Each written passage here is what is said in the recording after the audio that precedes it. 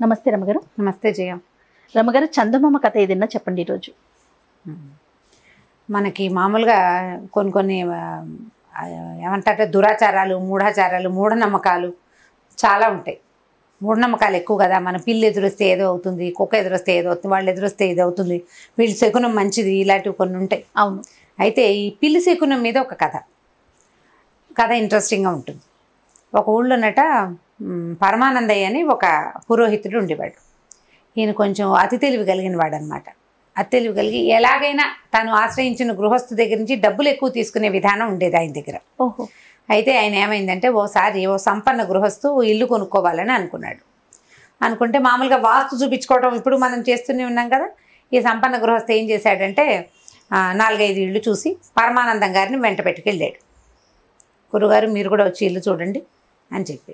సరే, ఆయనకి బాగా నచ్చిన ఒక ఇంటికి తీసుకెళ్ళేసరికల్లా ఆ ఇంట్లోకి వెళ్తుండగా ఏమైంది, ఓ తల్లి పిల్లి 2 పిల్లి పిల్లలు ఆ ఇంటి అరుగు మీద కనపడేసరికల్లా వీళ్ళు అయ్యో పిల్లి ఎదురైందని ఆ గృహస్థు అక్కడే నుంచున్నాడు.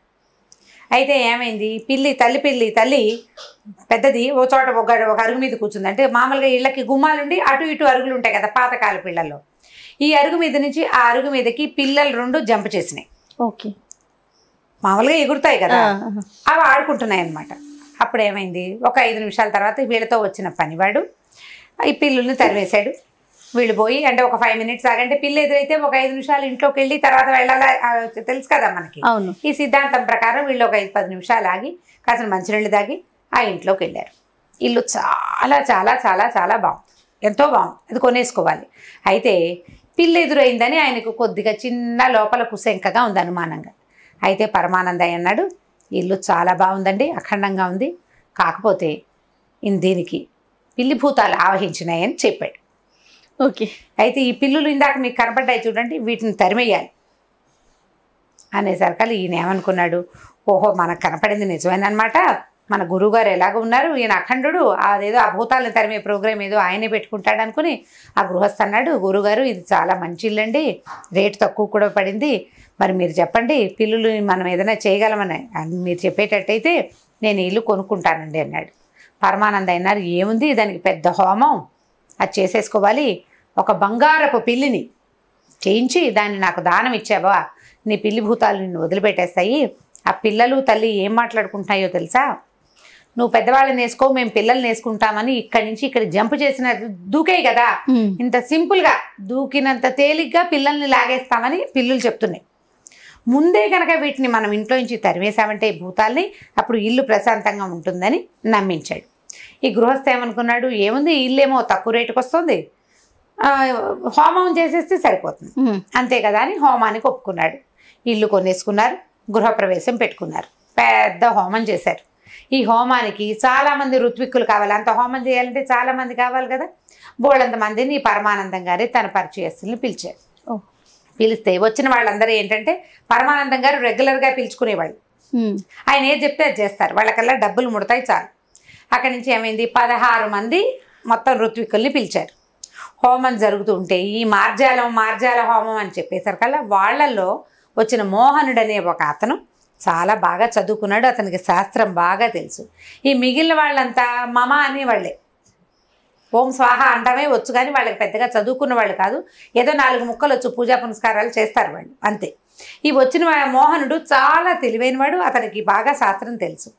అతను ఈ మార్జాల హోమం ఏమిటి, మార్జాలానికి హోమం ఏమిటి, వీళ్ళ బొందా ఎక్కడా ఉండదు, వీళ్ళు ఏదో మసిపూసి మారేడుకాయ చేస్తున్నారని కనిపెట్టాడు. సరే, ఈ హోమం పూర్తయ్యాక వాళ్ళు ఒక బట్ట కప్పి ఒక వస్తువుని ఈ పరమానందయ్యకి దానం చేయటం చూశాడు. అతను ఏం దానం చేస్తున్నారు అనేది మెల్లిగా వాకప్ చేశాడు. ఆ పరమానందయ్య గారు తెలివిగా ఏం చెప్పాడంటే, ఋత్విక్కులందరికీ తలా ఒక 10 రూపాయలు ఇవ్వండి, నాకు దానం ఇచ్చే వస్తువుని ఋత్విక్కుల కంటపడకుండా ఇవ్వాలని వాళ్ళకి ముందే నచ్చజెప్పాడనమాట. ఈ దానం ఇచ్చే వస్తువుని ఒక అంగాస్త్రంలో చుట్టి, అంగవస్త్రం అంటే చిన్న గావంస లాంటి దాంట్లో చుట్టి దానం ఇచ్చారు. ఇచ్చేసరికల్లా ఇతను ఇదేదో బరువైన వస్తువు, వీడు మనకి తెలియకుండా మోసం చేస్తున్నాడని మోహనుడు కనిపెట్టాడు.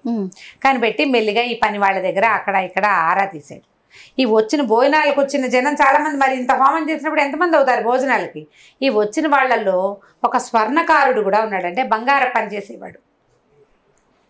ఉండేసరికల్లా ఇతను ఆ స్వర్ణకారుడి దగ్గర కూర్చున్నాడు. ఏదో మాటల మధ్యలో ఎంతకు చేస్తారు, మీ ఊళ్ళో ఎంత రేటు మాట్లాడతాను కదా.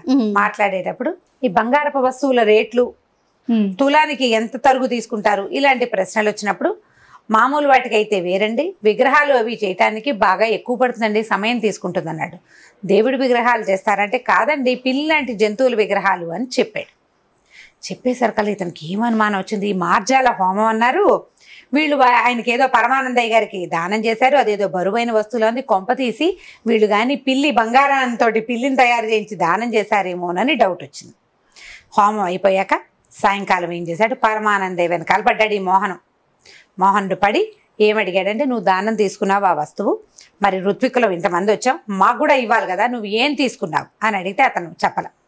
వీడు బాగా మాట్లాడి పోట్లాడి కొంచెం బాధించి బంగార పిల్లిని తీసుకున్నాడు అనే విషయాన్ని బయట పెట్టించి నువ్వు ఇది చేయటమే తప్పు, పోనీ చేసావనుకో, మమ్మల్ని అందరినీ హోమం చేయడానికి ఈ పని చేయడానికి పిలిచావా, ఇది ఎక్కడా శాస్త్రంలో లేనిది, అయినా కూడా మేము చేసాం, తెలుసో తెలియకో, దీన్ని మా అందరికీ భాగం పెట్టు, మాకు కూడా ఇవ్వు అనేసరికల్లా అతను ఒప్పుకోలే.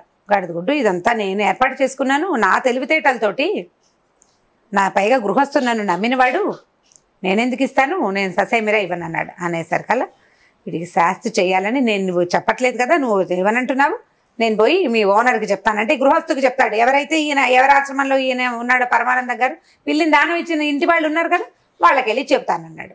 అనేసరికల్లా ఇతను ఏం చేశాడు, ఈయన ఇంటికి వెళ్ళి మోహనుడు ఇంటికి వెళ్ళి స్నానం చేసి వ్యవహారం చూసుకుని మళ్ళీ వీళ్ళ ఇంటికి వచ్చే లోపల ఏం చెప్పాడంటే, మీరు రేపు ఈ పిల్లి ఒక బ్రాహ్మడి ఆత్మరూపంలో కనపడుతుంది మీకు, ఆ బ్రాహ్మణ్ణి వాళ్ళు మన ఋత్వికుల్లో ఒకటిలాగా కూడా కనపడచ్చు, చితకొట్టేయండి అని ఇంటి వాళ్ళకి చెప్పాడు. అయితే ఈ పరమానందం గారు వెనక్కి తిరిగి మళ్ళీ గృహస్థు ఇంటికి వెళ్ళటం చూసుకున్నటువంటి మోహనుడు ఏం చేశాడంటే, అక్కడ ఉన్న పరమానందయ్య గారి పని మనిషిని, అమ్మాయి 10 రూపాయలు ఇస్తాను, మీ అయ్యగారు అక్కడికి వెళ్ళి ఏం మాట్లాడుతున్నారో చూసిరమ్మని పంపించాడు. ఆ అమ్మాయికి ఈ పరమానందయ్య గారు పెద్దగా డబ్బులు ఇచ్చేవాడు కాదు, ఉచితార్థం 10 రూపాయలు వస్తుంటే ఎవరికి చేయదు. అమ్మాయి ఏం చేసింది, ఆయన వెనకాలే వెళ్ళి అయ్యగారు ఆ గృహస్థుతోటి ఏం చెప్తున్నాడో వినేసింది. ఏం చెప్పాడు ఆయన, నా ఋత్విక్ రూపంలో అయినా ఈ పిల్లి ఆత్మ వస్తుంది, వాడిని చితకొట్టేయమని చెప్పారు కదా. ఇది వినేసి ఆ అమ్మాయి ఏం చేసిందంటే వెనక్కి వచ్చి మోహనుడికి చెప్పింది, ఋత్విక్ రూపంలో వస్తారు, బ్రాహ్మణ రూపంలో ఎవరో పిల్లి ఆత్మ వస్తుందిటండి, ఆ ఆత్మని చితకొట్టేయమని గృహస్థుకి చెప్తున్నారండి మా అయ్యగారు అని చెప్పింది. చెప్పంగానే ఈయన అనుకున్నాడు, ఓహో వీడు నన్ను తన్నించడానికి ప్రయత్నం చేస్తున్నాడు అనుకుని ఈయన ఏం చేశాడు, సరే ఇంటికి వెళ్ళిపోయిన తర్వాత బాగా చీకటి పడ్డాక ఏ గృహస్థు ఇంట్లో వీళ్ళు పూజ చేశారో ఆ గృహస్థు ఇంటి దాకా వచ్చి పనివాళ్ళు బాగా సాయంకాలం రాత్రిపూట ఏముంది 8 గంటలకల్లా అన్నాలు తినేసి వాకిళ్లలో పడుకుంటారు.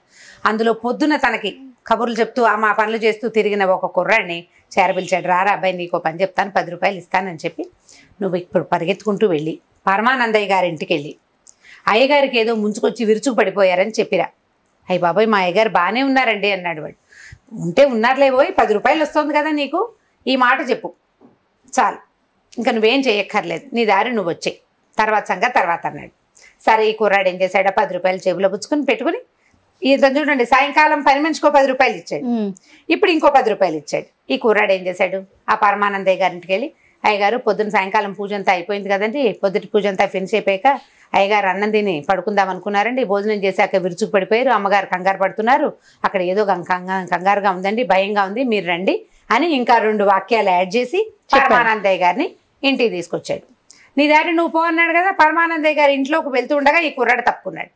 ఆయన ఇంట్లోకి వెళ్ళంగానే ఈ ఇంటి గృహస్థు భార్య వాళ్ళ అల్లుడు ఈ వచ్చిన చుట్టపక్కలు తలా ఒక కర్ర పుచ్చుకొని సిద్ధంగా ఉన్నారు, పిల్లి ఆత్మ వస్తుంది అని. ఋత్విక్ రూపంలో వస్తుందని చెప్పిన పరమానందయ్య గారి రూపంలోనే పిల్లి ఆత్మ ప్రవేశించిందని భావించి యథాశక్తి చిత కొట్టేశారు ఆయన. చావు తప్పి కన్నులోటపోయిన పరమానందం గారు అతి కష్టం మీద ఆ గుమ్మం దాటి బయటకు వచ్చాడు. గుమ్మం దాటకి ఇంకేం చేయదు, పిల్లి ఆత్మ వెళ్ళిపోతుంది బయటికి, దానంతట అది ప్రయత్నిస్తుంది గుమ్మంలోంచి బయటకు వెళ్ళడానికి అని అనుకున్నారు. వీళ్ళు కొట్టి కొట్టి బయటికి తోసేశారు. ఈ బయటకు వచ్చిన పరమానందం గారు కుంటుకుంటూ 2 అడుగులు వేసేసరికల్లా ఆ పక్కనే పొంచున్న ఈ మోహనం ఆయ పట్టుకున్నాడు. బాగా అయ్యిందా మీకు అని. దాంతో తనకి దెబ్బలు తగలడానికి మోహనుడే కారణమని ఆయనకు అర్థమైపోయింది. తను ఏం చేయాలనుకున్నాడు, వాడిని కొట్టించాలనుకుంటే వాడు తెలివిగా రివర్స్ లో ఈయనకే దెబ్బలు తగిలినాయి. దాంతో ఆయన ఏం చేశాడు, బాబు ఈ సంగతి ఎవరికి చెప్పకరా, నాకు దెబ్బలు తగిలిన సంగతి చెప్పకు, ఈ నేను చేసిన పని చెప్పకు, బంగారమే కదా తలా ఒక ముక్క తీసుకుందానిలే అని ఆ కంసాల దగ్గరికి వెళ్ళి దాన్ని 16 ముక్కలు చేయించి ఓ ముక్క ఆయన తీసుకుని మిగిలిన 15 వచ్చిన వాళ్ళందరికీ తలా ఒక ముక్క బంగారాన్ని సర్ది పంచేశాడనమాట. ఇప్పుడు వీళ్ళ తాలూకు గృహస్థు తాలూకు అనుమానం మూఢనమ్మకం మీద వీళ్ళు సంపాదించుకోవటం, ఒకడే తినకుండా తిలా పాపం తలా పిడికెళ్ళలాగా ఈ చేసిన పనికి ఆయన దానంగానే ఇచ్చాడు. వీళ్ళు అతన్ని నమ్మించినప్పటికీ అతను ఇచ్చిన దానమే కదా, అందరూ తలా కాస్త తీసుకుని మిగిలిన వాళ్ళు కూడా సంతోషించారు. సో కథ కంచికి మనం ఇంటికి చాలా బాగుంది, ఫన్నీగా అనిపిస్తుంది, చిన్న పిల్లలకి చాలా ఇంట్రెస్టింగ్ అనిపిస్తుంది, చెప్పడానికి బాగుంటుంది, మంచి కథ. థ్యాంక్ యూ సో మచ్ రమగారు, నమస్తే. ఓకే చేయ. ఈ వీడియో కనుక మీకు నచ్చినట్లయితే లైక్ చేయండి, షేర్ చేయండి, మరిన్ని వీడియోస్ కోసం మా ఛానల్ని సబ్స్క్రైబ్ చేసుకోండి. సుమన్ టీవీలో మీ పర్సనల్ అండ్ బిజినెస్ ప్రమోషన్స్ కోసం కింది నెంబర్కి కాంటాక్ట్ చేయండి.